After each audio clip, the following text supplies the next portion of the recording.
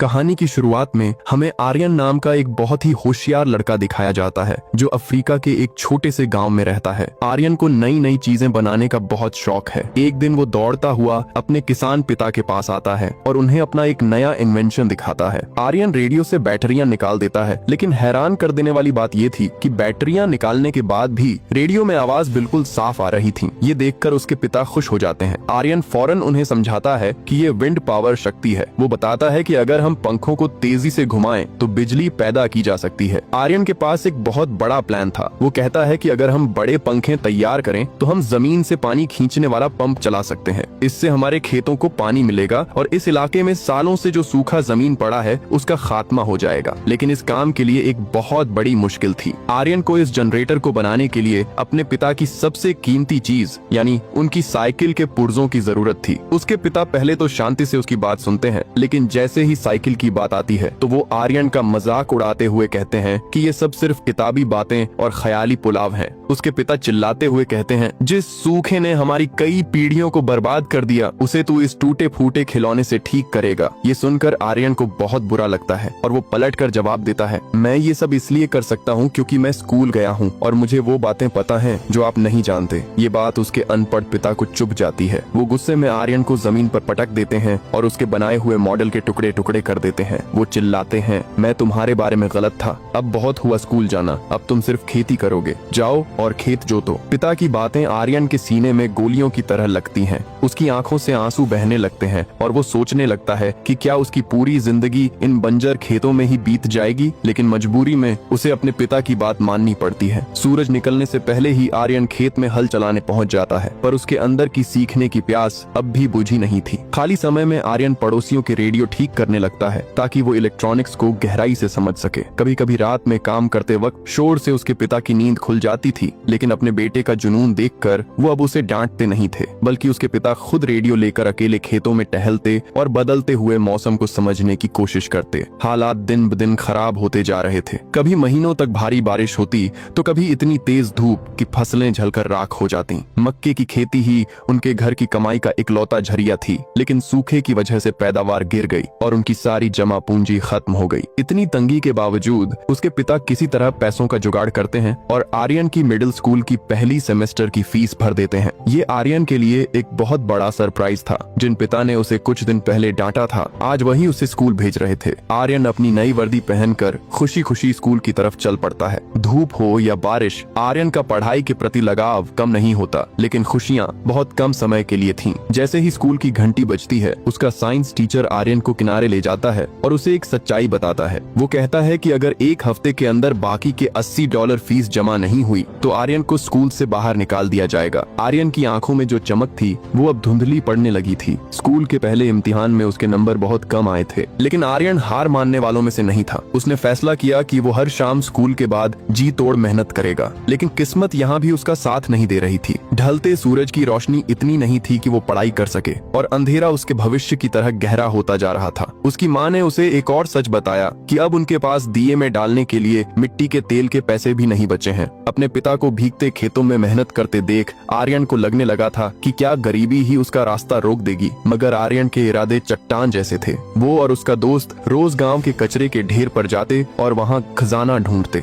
एक बड़ी तंबाकू कंपनी अक्सर अपना बेकार सामान वहां फेंकती थी, जहां आर्यन को हमेशा कुछ न कुछ काम की चीज मिल जाती थी। घंटों की तलाश के बाद इस बार उसे सिर्फ एक पुराना वाटर पंप और एक डेड लीड एसिड बैटरी मिली। ये चीजें उसकी रात की पढ़ाई में कोई मदद नहीं कर सकती थी। आर्यन मायूस होकर गांव लौटा, जहां गांव के मुखिया एक मीटिंग कर रहे थे। एक तंबाकू कंपनी गांव के बचे कुचे पेड़ों को $15 प्रति टन के हिसाब से खरीदना चाहता था। मुखिया चिल्लाकर कह रहे थे कि ये पेड़ ही हमें बाढ़ और रेतीले तूफानों से बचाते हैं, इन्हें काटना खुदकुशी जैसा होगा। आर्यन के पिता ने भी मुखिया का पूरा साथ दिया, लेकिन कुछ लालची ग्रामीणों को सिर्फ आज का पैसा दिख रहा था। उन्होंने कल की फिक्र किए बिना साइन करना शुरू कर दिया। देखते ही देखते वो जंगल जो कभी उम्मीदों से भरा था, वहाँ से पेड़ गिरने की आवाजें आने लगी। लगी। परिंदे अपना घर छोड़कर उड़ गए और पीछे रह गई तो सिर्फ सिसकती हुई हवाएं। आर्यन को बहुत गुस्सा आ रहा था, पर वो बेबस था। अपने दिल का बोझ हल्का करने के लिए वो अपने दोस्तों के पास गया, जहां सब रेडियो पर फुटबॉल मैच सुन रहे थे। मैच अपने चरम पर था कि तभी अचानक रेडियो बंद हो गया। सबने उम्मीद से आर्यन की तरफ देखा, क्योंकि वही गांव का रेडियो डॉक्टर था। आर्यन अंधेरे और हल्की बारिश में दौड़ता हुआ अपने घर गया। घर में पड़ी तमाम पुरानी और बेकार बैटरियां उठाई और वापस भागा। उसने उन सभी डेड बैटरियों को एक एक करके सीरीज में जोड़ा। जैसे ही उसने रेडियो चालू किया, कमेंट्री फिर से गूंज उठी। उस समय आर्यन उन सब बच्चों की नजर में एक हीरो बन गया था। मैच खत्म होने के बाद जब वो भारी बारिश में घर लौट रहा था, तो अचानक उसकी नजर अपनी बहन पर पड़ी। वो उसी साइंस टीचर के साथ डेट पर थी जिसने आर्यन को स्कूल से निकालने की धमकी दी थी। उनके पिछड़े गांव में यह एक बहुत बड़ी बदनामी की बात थी। आर्यन को लगा कि इससे न केवल उसकी बहन का मजाक उड़ेगा, बल्कि पूरे खानदान की इज्जत मिट्टी में मिल जाएगी। आर्यन ने तय किया कि वो उस टीचर को सबक सिखाएगा। अगले दिन उसने और उसके दोस्त ने टीचर की साइकिल का टायर पंक्चर करने का प्लान बनाया, लेकिन जैसे ही वो आगे बढ़ा, आर्यन के कदम रुक गए। उसके दोस्त ने एक अलग सलाह दी, टायर छोड़, इसकी साइकिल की हेडलाइट चोरी कर लेते हैं, इससे टीचर को चेतावनी भी मिल जाएगी। और आर्यन को रात में पढ़ाई के लिए बस एक रोशनी की जरूरत थी। वो उस साइकिल की लाइट को खोलने की कोशिश करता है, लेकिन लाख कोशिशों के बाद भी वो लाइट वहां से हिलती तक नहीं। तभी आर्यन का ध्यान उस तार पर जाता है जो लाइट से निकलकर पहिए के पास लगे एक चांदी के छोटे से यंत्र तक जा रही थी। आर्यन अपने दोस्त से कहता है कि पहिए को जोर से घुमाओ। जैसे जैसे पहिया तेजी से घूमता है और उस यंत्र से रगड़ खाता है, एक मध्यम सी रोशनी जल उठती है। ये रोशनी सिर्फ उस अंधेरे को नहीं, बल्कि आर्यन की बुझती हुई उम्मीदों को भी रोशन कर देती है। उसे समझ आ गया था कि बिना बैटरी के भी बिजली बनाई जा सकती है। उसी रात आर्यन अपने कमरे के दरवाजे के पीछे से अपने माता पिता की बातें सुनता है। खराब फसल की वजह से उनकी सारी जमा पूंजी खत्म हो चुकी थी। उसके पिता भारी मन से कह रहे थे कि जिंदा रहने के लिए अब आर्यन की पढ़ाई की कुर्बानी देनी ही होगी। अगले ही दिन स्कूल में प्रिंसिपल आर्यन को सबके सामने बुलाते हैं और फीस न भरने की वजह से उसे हमेशा के लिए स्कूल से निकाल दिया जाता है। उस समय आर्यन की आंखों की चमक मानो खो गई। आसमान से बरसते बादलों के साथ उसका दुख भी बहने लगा। उन सफेद बादलों ने उसके सपनों को और सैलाब ने उसकी ख्वाहिशों को अपनी चपेट में ले लिया था। वो पत्थर की मूरत बना खड़ा रहा, जैसे वक्त थम गया हो। अब बिना पेड़ों के बारिश और भी भयानक हो गई थी, जिसने पूरे खेत को बेरहमी से डुबो दिया था। उसके पिता कीचड़ में लथपथ होकर तूफान के बीच नालियां खोद रहे थे ताकि फसल बचा सकें, लेकिन कुदरत के कहर के आगे इंसान की मेहनत बेबस थी। बारिश रुकी तो सही, लेकिन अब उसकी जगह ली तपते हुए सूरज ने। महीनों की झुलसा देने वाली गर्मी ने मक्के के नए पौधों को बेजान कर दिया। हालात बेकाबू हो रहे थे। आर्यन के पिता अपनी साइकिल उठाकर मीलों दूर अपने एक दोस्त के पास जाते हैं जो सरकार के लिए काम करता था, लेकिन वहां से भी उन्हें सिर्फ मायूसी मिली। उसके दोस्त ने चेतावनी दी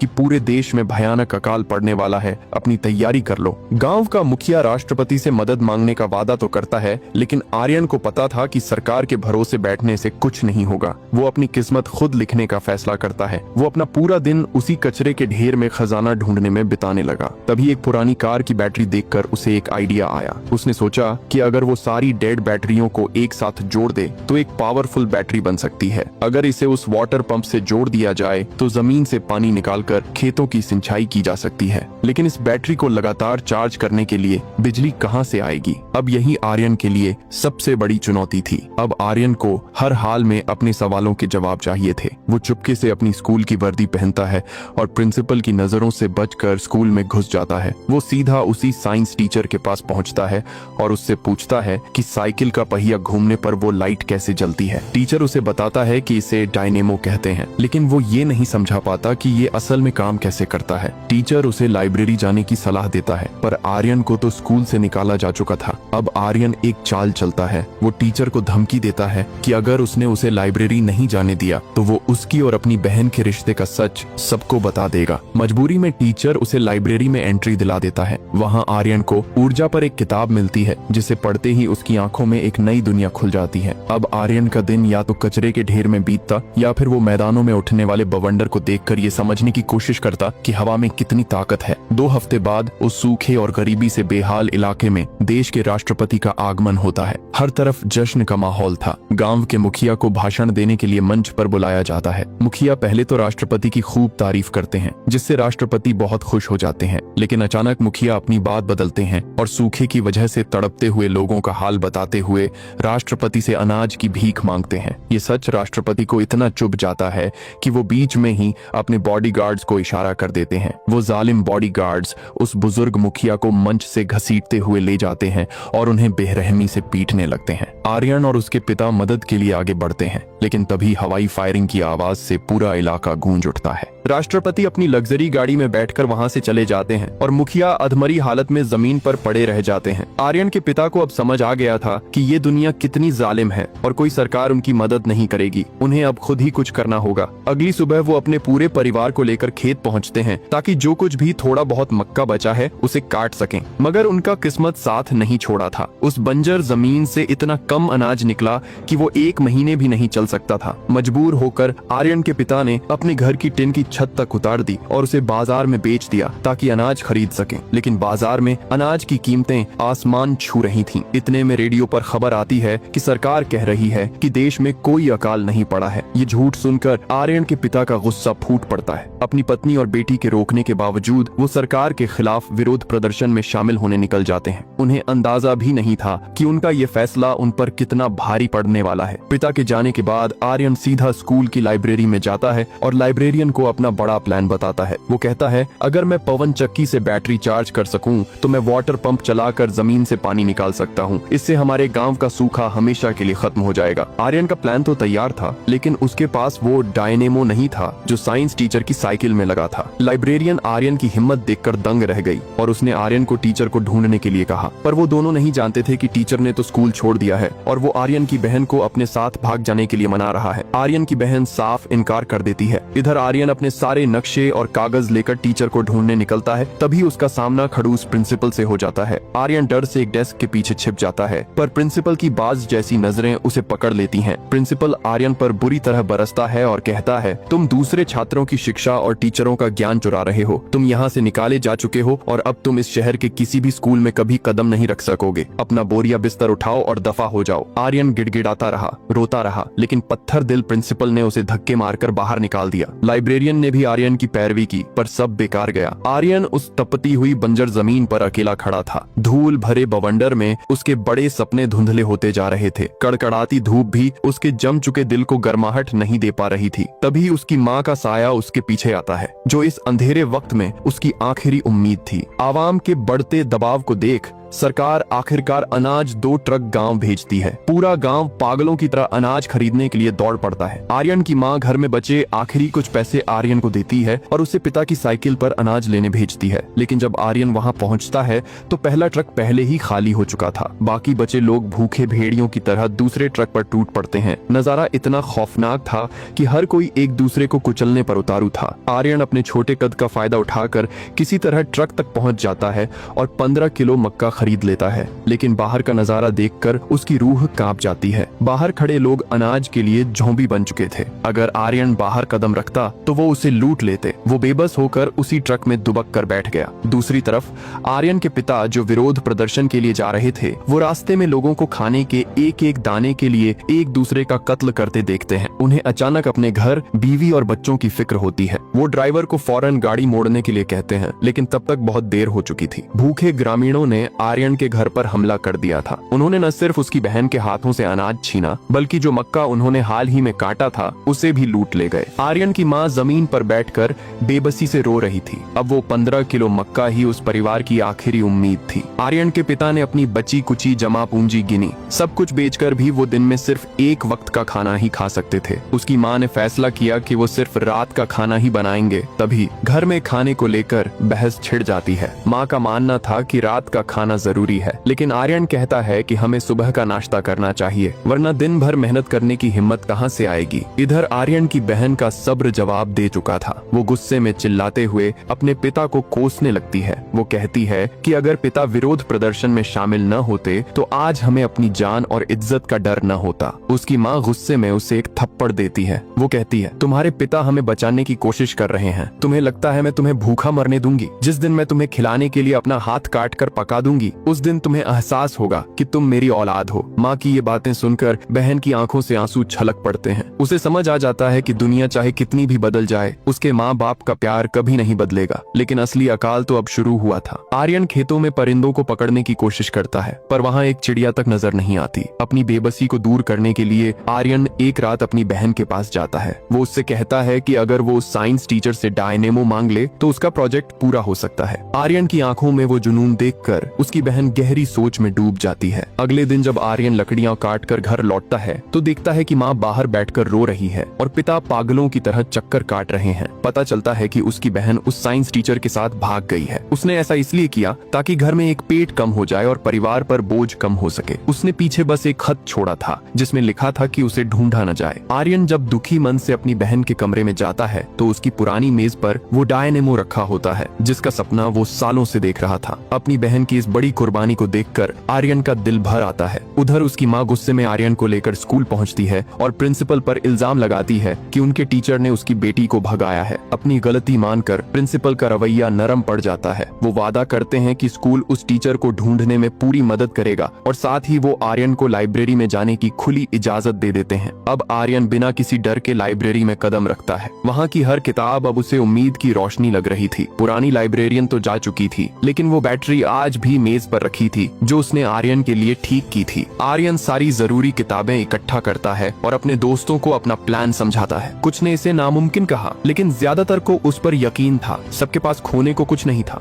इसीलिए सब काम में जुट गए। कोई पंखियाओं बना रहा था, कोई तांबे के तार साफ कर रहा था और आर्यन सर्किट जोड़ रहा था। सबकी मेहनत रंग लाई और एक छोटी सी पवन चक्की उनके सामने खड़ी थी। जैसे ही उन्होंने दरवाजा खोला, तेज हवाएं अंदर आईं और वो पंखा घूमने लगा। जैसे जैसे पंखा तेज हुआ, पास रखा रेडियो बज उठा। सब खुशी से नाचने लगे, लेकिन सिर्फ आर्यन जानता था कि अभी मंजिल बहुत दूर है। फिर भी उसके दोस्तों में अब एक नई जान आ गई थी। अब आर्यन और उसके दोस्त दिन रात उस कचरे के ढेर में जरूरी सामान तलाश रहे थे। सूरज ढलने तक वो ढेर सारा सामान लेकर लौटते, लेकिन एक बहुत बड़ी कमी थी। उनके पास वो गियर नहीं था जिससे बड़ी पवन चक्की चल सके, और वो गियर सिर्फ एक ही चीज से मिल सकता था, उसके पिता की इकलौती और सबसे कीमती साइकिल से। आर्यन हिम्मत जुटाकर अपने पिता को अपना छोटा सा आविष्कार दिखाता है और अपना बड़ा प्लान बताता है। लेकिन जैसे ही उसके पिता साइकिल तोड़ने की बात सुनते हैं, वो गुस्से में आपा खो देते हैं। वो आर्यन की महीनों की मेहनत और उसके मॉडल को आग के हवाले कर देते हैं। ये देखकर आर्यन के दोस्त भी टूट जाते हैं और अकाल से बचने के लिए गांव छोड़कर भागने की तैयारी करने लगते हैं। लेकिन पूरे देश में अनाज की किल्लत थी, वो जाते भी तो कहां। आखिर में आर्यन के उकसाने पर वो सब तय करते हैं कि वो आर्यन के पिता से जबरदस्ती साइकिल छीन लेंगे। सब एक साथ पिता को घेर लेते हैं, लेकिन जैसे ही उसके पिता अपना हल हवा में उठाते हैं, सब डर से भाग जाते हैं। वहाँ रह जाता है तो सिर्फ आर्यन, जो बेबसी से अपने पिता को देख रहा था। धूप जमीन को भून रही थी और उड़ती हुई धूल जिंदगी की कड़वी हकीकत बयां कर रही थी। जिस रास्ते से बच्चे कभी हंसते हुए स्कूल जाते थे, आज वहाँ ताजा कब्रें बनी हुई थीं। यहाँ तक कि आर्यन का वफादार कुत्ता भी भूख की वजह से दम तोड़ देता है। आर्यन के दिल में अब सिर्फ सन्नाटा और मायूसी थी। अपने बेटे को इस हाल में देख आर्यन की माँ का सब्र टूट जाता है। वो अपने पति पर बुरी तरह चिल्लाती है और अपनी सारी भड़ास निकाल देती है। उसकी बातों ने उस अड़ियल इंसान के अंदर सोए हुए पिता को जगा दिया। उसे एहसास हुआ कि आसमान से खुशियां नहीं बरसेंगी, अपनी तकदीर खुद ही बदलनी होगी। पिता साइकिल चलाकर आर्यन के पास पहुंचते हैं। वो अपनी नादानी और जिद के लिए उससे माफी मांगते हैं, लेकिन आर्यन कहता है कि उसने कभी उन्हें गलत नहीं समझा,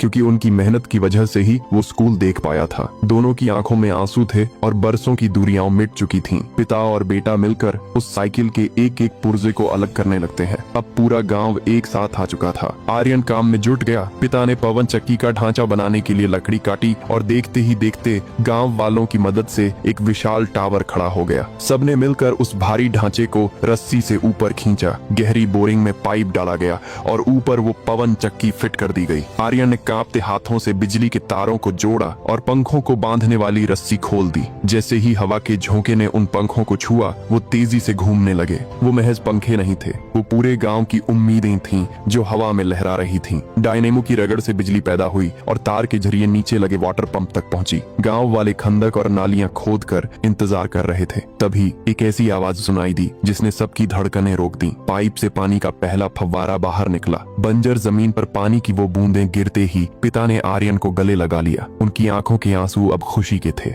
आर्यन ने साबित कर दिया था कि अगर इरादा पक्का हो तो हवा के झोंकों से भी जिंदगी बदली जा सकती है। पानी की वो फुहारें सिर्फ बंजर जमीन को ही नहीं भिगो रही थीं, बल्कि लोगों की मरती हुई उम्मीदों को फिर से जिंदा कर रही थीं। आर्यन के पिता की बूढ़ी आंखों में अपने बेटे के लिए वो गर्व साफ दिख रहा था, जिसे शब्दों में बयान नहीं किया जा सकता। देखते ही देखते वक्त बदला, मौसम बदला और उन वीरान खेतों में फिर से हरियाली की लहर दौड़ गई। जहाँ कभी सिर्फ धूल उड़ती थी, अब वहाँ मक्के की नई फसलें लहलहा रही थीं। आर्यन के इस एक आविष्कार ने न केवल उसे मौत के मुंह से बाहर निकाला, बल्कि उसे शहर के सबसे बेहतरीन हाई स्कूल में फुल स्कॉलरशिप के साथ दाखिला भी दिलवाया। आर्यन की मेहनत यहाँ नहीं रुकी, उसने अमेरिका के डार्टमाउथ कॉलेज से एनवायरमेंटल साइंस में डिग्री हासिल की। तो ये था इस फिल्म की कहानी। अगर आपको ये एक्सप्लेनेशन पसंद आई हो तो वीडियो को लाइक करना और चैनल को सब्सक्राइब करना मत भूलना। बेल आइकन भी दबा देना ताकि अगली धमाकेदार मूवी की अपडेट आपसे मिस न हो जाए। मिलते हैं आपसे अगली वीडियो में, तब तक के लिए गुड बाय।